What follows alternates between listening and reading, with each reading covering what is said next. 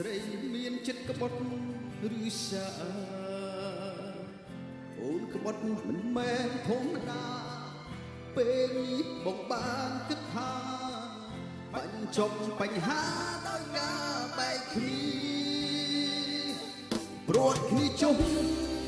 ព្រួតគ្នាដោយគ្មានអាឡ័យដាច់ទាំងនិស័យឲ្យចប់ដោយគ្មានពីលីព្រោះខ្ញុំម្នាក់នេះជាអ្នកឈឺចិត្តក្រំគ្រីឈប់ស្រែកពីទីឲ្យខ្ញុំវេទនាទៀតទៅ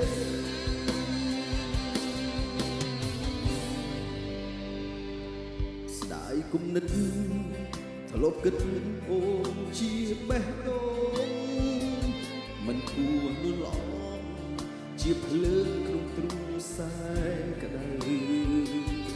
ក្បត់ក្នុងល្បិចវិជាបន្លាបេះដូងជាប់ជ្រៅទៅប្រត់ជុំបាញ់ចប់បញ្ហានឹងគ្នា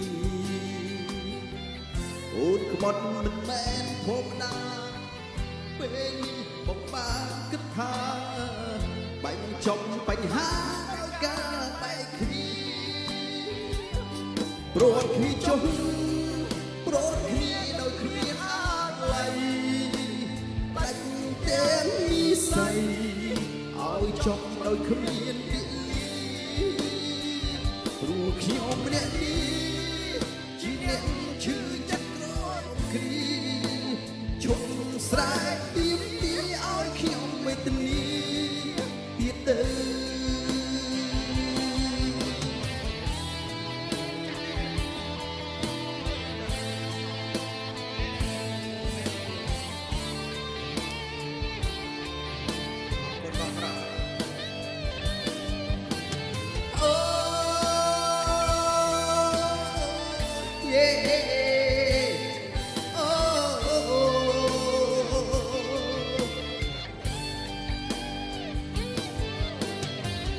អូនក្បត់មិនមែនធម្មតា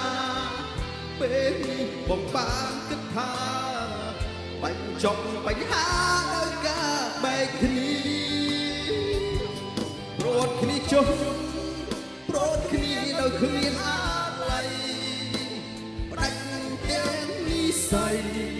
ឲ្យចប់ដោយគ្មានពីលីព្រោះខ្ញុំម្នាក់នេះជាអ្នកឈឺចិត្តគ្រីឈប់ស្រែកទាមទារឲ្យខ្ញុំវេទនាទៀតទៅ